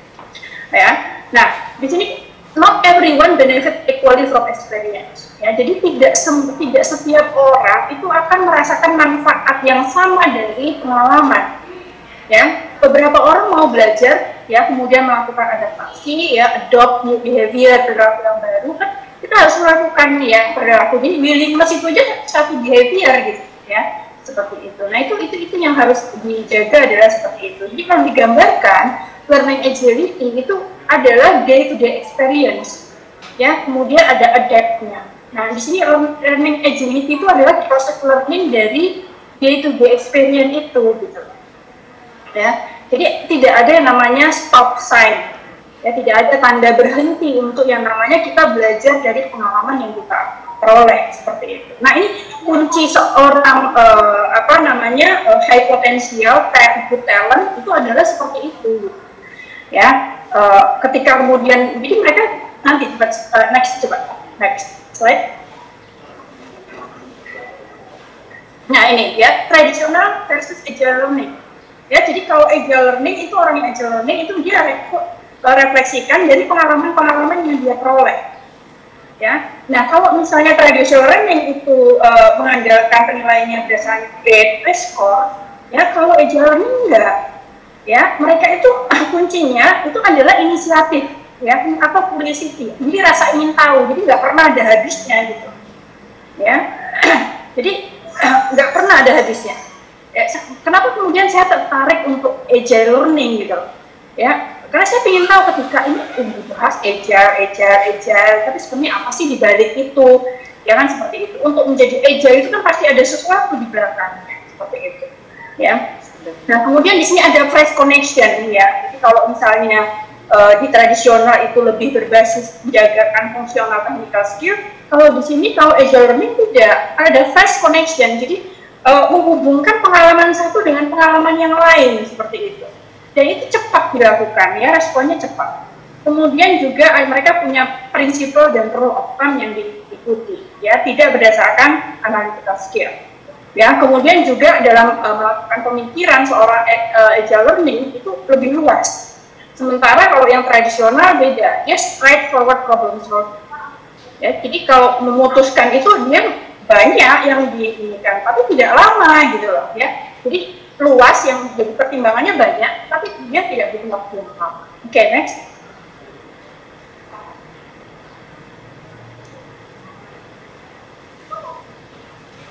Oke, nah, people who are learning agile itu dia akan memiliki pengalaman yang lebih beragam. Jadi mereka akan memiliki diverse experience. Ya, mereka enjoy dengan masalah yang kompleks tadi seperti saya sampaikan. Kemudian juga dengan tantangan terkait dengan pengalaman yang baru. Jadi mereka tidak akan menghindar terhadap problem yang ada di dalam organisasi, tantangan yang diberikan oleh organisasi, mereka nggak akan nolak. Gitu. Ya, seperti itu. Kemudian mendapatkan lebih banyak pengalaman. Ya, karena apa? Karena mereka punya interest. ya rasa tertarik untuk kemudian memahami ya dari pengalaman yang mereka lalui. Kemudian juga memiliki kinerja yang lebih baik karena mereka menggabungkan keterampilan dan perilaku ya di dalam koleksi dari pengalaman-pengalaman tersebut. Oke, next.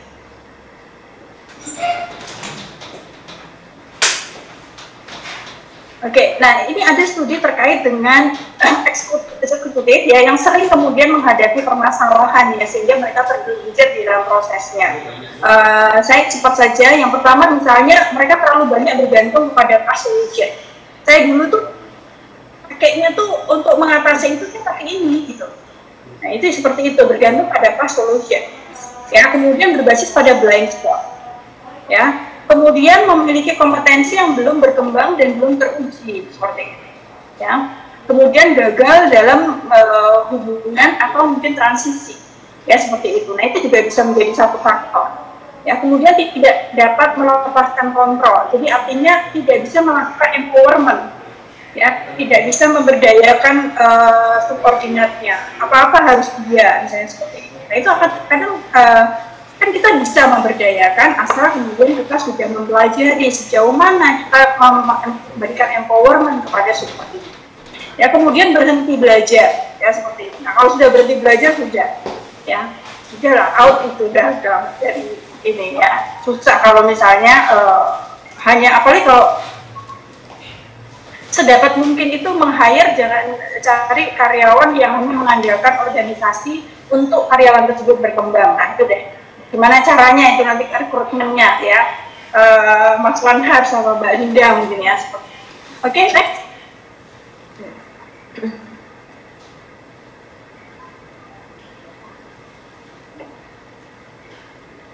Oke, jadi teori agility akan terkait dengan potensial ya. It is not so much what they have accomplished. Jadi bukan terkait dengan apa yang sudah mereka capai di masa lalu ya.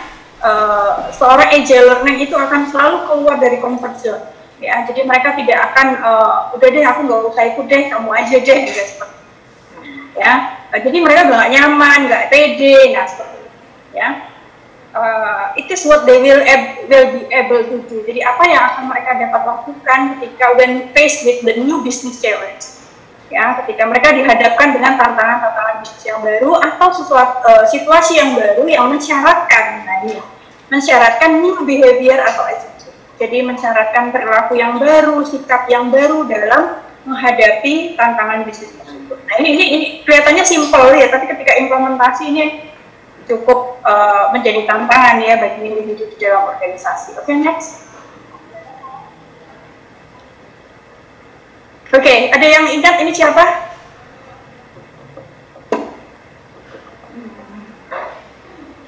Pernah lihat. Siapa lupa namanya? Ada yang atau terkait dengan apa mungkin Bu masih ingat nggak? Tidak harus nama. Lupa banget. Okay. Saya lupa banget nih Bu. Jadi kalau jadi ini film ya? Yang mana yang film? Jadi kalau yang kiri itu yang lebih muda ya.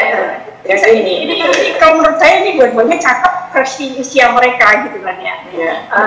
Ini kalau yang kiri yang lebih muda, kalau misalnya pernah dengar ada Virginia Airlines ya, banyak lah ada rokok Virginia ya kan. Mungkin teman-teman masih mungkin ada yang familiar ya misalnya seperti itu.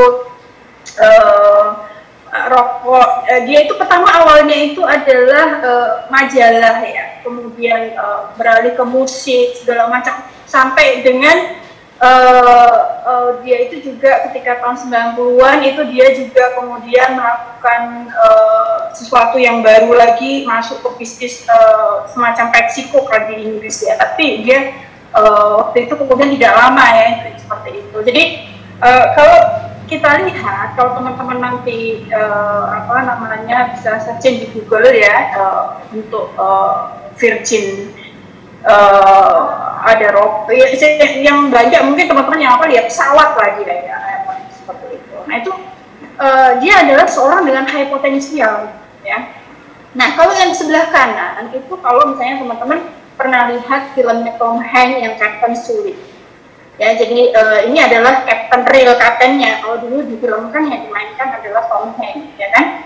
Nah, dia adalah Kapten Sully ini adalah dia high performance, gitu ya. Kalau kita bandingkan tadi itu yang mastery.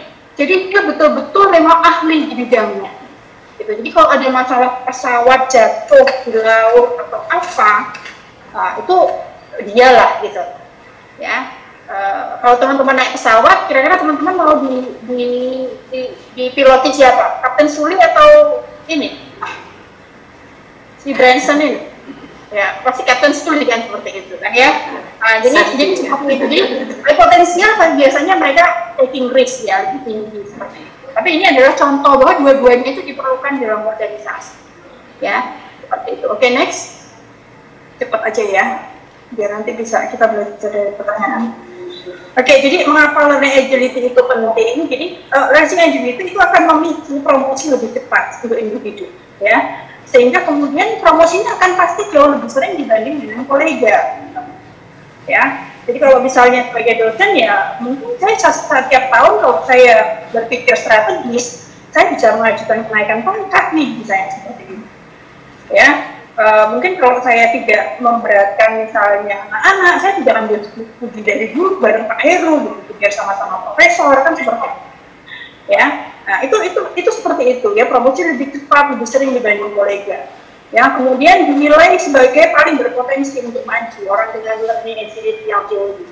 Ya, kemudian dinilai lebih berkompeten karena dia akan selalu mau belajar gitu, ya, untuk hal yang baru gitu kan ya. Kemudian meraih sukses yang lebih besar setelah promosi untuk peran yang baru, seperti itu. Karena kemudian dia bisa memperlihatkan gitu ya, prestasinya seperti apa. Kemudian meraih, otomatis di akhir kita akan berbicara tentang finansial gitu ya. Sama ketika organisasi, at the end pasti kalau kita berbicara non-profit organisasi, kita akan berbicara profit kan seperti itu. Ya, jadi meraih kompensasi yang tinggi. Oke, next. Oke, nah ini penting ya, sangat penting. Kemudian dari mana sih learning agility itu datang? Oke, next.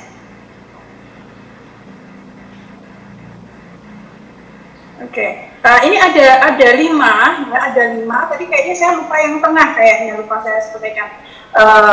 Nanti mungkin bisa saya tambahkan, saya susulkan ya. Jadi ada 5, ada change agility, ada mental agility, ada people agility, ada result agility. Tapi saya melihat bahwa kunci paling utama itu adalah self-awareness. Ketika sudah ada self-awareness, bisa muncul ini ya, keempat agility yang lain. Oke, next. Saya tadi malah lupa nyebutin yang self-awareness. Oke, nah ini mental agility ya, kemampuan untuk melihat, menguji permasalahan dengan cara yang unik dan tidak umum, itu mental agility. Ya, sehingga dia punya penasaran yang tinggi, ya, kemudian dia bisa bergerak dengan cepat, mencari informasi, identifikasi penggunaan permasalahan di mana, kemudian diterapkan dalam praktek, yang itu bisa meningkatkan produktivitas, sehingga selanjutnya meraih tujuan yang diharapkan.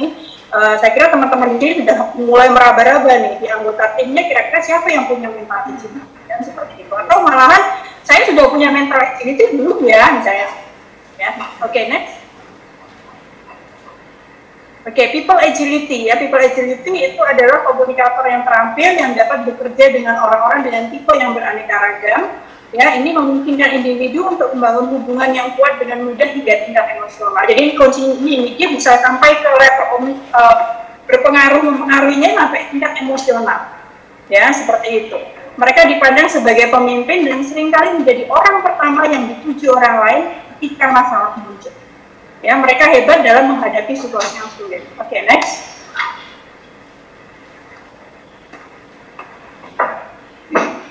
Oke, kemudian change agility ya, dimensi di mana individu menyukai eksperimen dan nyaman dengan perubahan. Ya, sering terlihat sebagai orang yang giat, hanya sedikit yang akan menghalangi mereka saat mereka mencari solusi. Kemudian dengan change agility tidak ada rasa takut, gagal, yang ada hanya kegembiraan untuk mempelajari sesuatu yang baru. Ya, jadi having fun dengan sesuatu yang baru. Oke, next.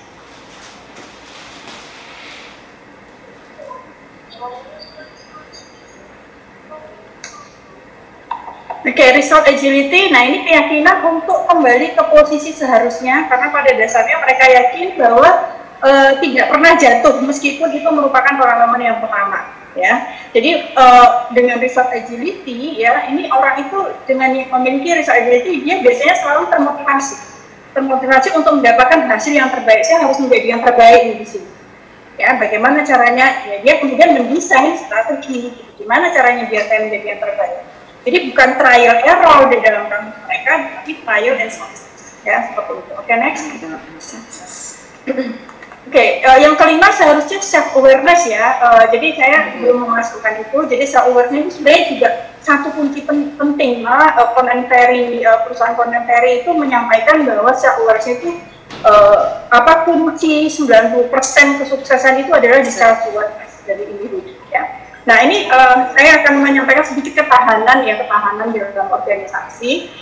Nah ini di sini sebutkan bahwa resilience is knowing that you are the only one that has the power and responsibility to pick up yourself. Jadi kita yang bertanggung jawab itu kita yang tahu itu hanya kita. Ya. Di sini bahwa resilience is accepting your new reality even if less good than the one you had before. Ya, jadi mau menerima realitas meskipun itu lebih buruk dari sebelumnya. You can fight it. Jadi meskipun lebih buruk, tapi kita fight gitu. You can do nothing but scream about what you have lost, and you can accept that. Try to put together something that good. Okay, next.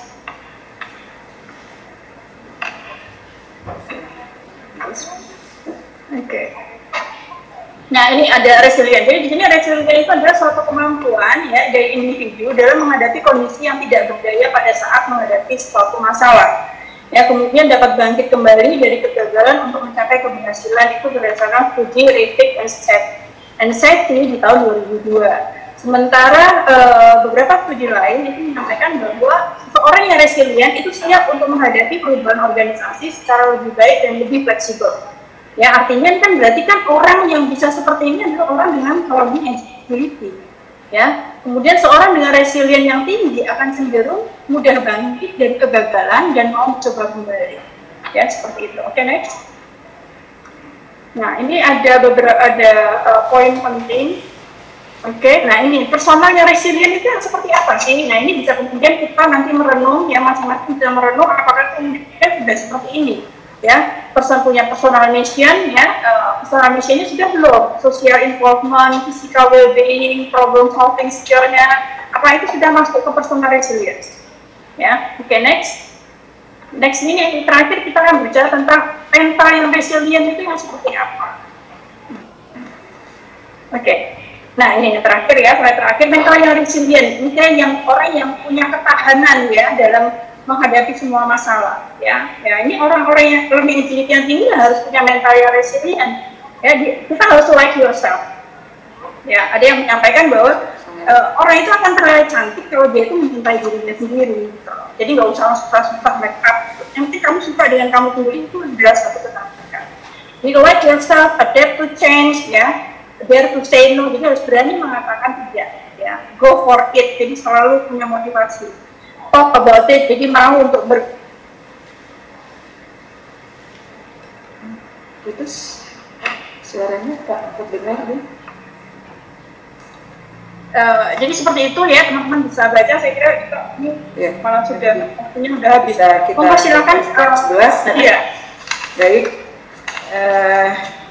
Jadi menarik sekali Bunda yang disampaikan. Jadi memang yang pasti karena memang perubahan itu sesuatu yang pasti, maka kita juga harus menyikapinya dengan siap tidak siap, kita harus tetap menjalankan itu gitu ya. Nah, baik teman-teman semuanya, ini kita kasih kesempatan, mohon waktunya nanti mungkin sampai jam 11.20 mungkin ya. Kita buka pertanyaan, silakan teman-teman. Ada yang bertanya, angkat tangan, nanti mungkin Mbak Linda bisa bantu. Atau ada yang sudah menuliskan di chat pertanyaannya, silakan. Ibu mau bertanya? Iya, silakan. Siapa nih? Mbak Sri, Mbak Yani. Ada Mbak Yani. Assalamualaikum Bu Maya. Waalaikumsalam warahmatullahi wabarakatuh. Sebutkan unitnya ya, Dayani ya. Teman-teman yang bertanya sebutkan unitnya. Nama dan unit Dari unit radiologi.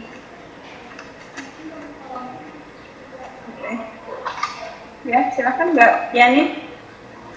Mungkin Wanha, punten, presentasinya bisa di close Sudah. biar bisa. Sudah. Di sini masih terlihat ya? Masih terlihat semua? Ya, silakan Mbak Yani. mungkin dari internal di rumah sakit aja nih Bu ya. Ya, jadi kan karyawan yang masuk itu dari berbagai latar belakang gitu ya. Mungkin ada yang fresh graduate gitu, terus ada juga yang sudah mempunyai pengalaman di tempat sebelumnya gitu. Nah, terus itu kan mempengaruhi penyesuaian gitu ya, penyesuaian di lingkungan yang baru di tempat kita ini gitu. Nah, terus bagaimana dari pihak institusi untuk lebih memberikan keyakinan gitu kepada calon karyawan yang baru untuk memberikan kenyamanan gitu, meyakinkan karyawan baru itu untuk bisa senang gitu bekerja di sini. Itu hal-hal apa saja yang bisa memberikan pengaruh untuk karyawan baru itu, apa yang harus diberikan ya? Karena kalau misalnya dari fresh graduate kan mereka mungkin belum bisa membandingkan, compare ke tempat yang lain gitu. Beda seperti yang sudah pernah gitu kan, mungkin penyesuaiannya bisa lebih mudah gitu. Baik Mbak Yani. Jadi apa yang rumah sakit lakukan gitu ya untuk agar karyawan ini juga tetap optimis untuk bekerja dan menjadi yakin bahwa rumah sakit ini adalah pilihan mereka gitu. Langsung dijawab saja ya Bun ya, sambil nunggu teman-teman yang lain mempersiapkan pertanyaannya. Silakan. Terima kasih Mbak Yani. Terima kasih Mbak Sri Rohyani atas pertanyaannya ya. Jadi ini saya kira ini sesuatu yang dihadapi oleh semua organisasi. Mereka menerima fresh graduate kan seperti itu. Memang idealnya fresh graduate itu memasuki ada transisinya biasanya kan ya, penyesuaian terhadap organisasi itu seperti apa, ada adaptasinya. Tapi kan tidak semua organisasi seperti itu. Apalagi seperti rumah sakit pasti kan maunya cepat, jadi kamu langsung masuk ke dalam, masuk ke lapangan kan seperti itu. Karena mereka mulai ada pasien. Iya, pasien. Jadi tidak ada transisinya seperti itu ya. Jadi yang harus dilakukan oleh organisasi kan kemudian mengidentifikasi, ya kan. Nah, untuk pekerjaan pertama, untuk pekerjaan seperti misalnya di radiologi seperti di tempat Mbak Sri Rohyani. Nah, ketika itu adalah fresh graduate ya, sementara di radiologi itu pekerjaannya seperti itu sebenarnya harus sudah diidentifikasi. Ya, diidentifikasi seperti apa sih ya, kemudian person yang dibutuhkan organisasi itu seperti apa ya. Jadi tidak hanya dari knowledge-nya ya kan, tapi kemudian juga dari skill-nya, dari behavior-nya, dari attitude-nya ya, bahwa kemudian dia itu dari attitude-nya, dari behavior-nya dia adalah seorang pembelajar yang tinggi, dia mudah beradaptasi, dia memiliki komunikasi yang bagus seperti itu, ya kan. Tidak harus punya pengalaman kerja, tapi apakah dia tadi seperti saya sampaikan ketika proses interview tadi, ya sebenarnya behavior yang dibutuhkan ini harus dijabarkan dari atas. Jadi untuk masing-masing pekerjaan itu harus diidentifikasi. Jadi ketika interview itu betul-betul dapat poinnya bahwa orang yang dibutuhkan itu adalah orang yang tepat. Nggak punya pengalaman, oke, tapi dia punya pengalaman di organisasi. Ya, yang dia harus melakukan adaptasi dengan cepat, ada seperti itu. Nah, itu yang harus kemudian diidentifikasi oleh organisasi, ya, detail, ya. Nah, ini memang PR ya, PR. Tapi ini juga bukan sepenuhnya tanggung jawab orang SDM gitu, ya. Tetapi kerjasama, kolaborasi antara SDM dengan manajer lini, ya, itu malah kerjasama. Ya, karena orang SDM kan nggak tahu detailnya. bahwa radiologi itu seperti ini loh detailnya, dia tuh akan berinteraksi dengan seperti ini sehingga dibutuhkan adalah seperti ini behaviornya, attitude-nya seperti ini ya. Itu ada pertanyaan ketika saya dengan mahasiswa saya tanya, ketika membuat keputusan ya desain job design itu yang buat siapa? Rata-rata mahasiswa buatnya oh itu manajer SDM, itu orang SDM.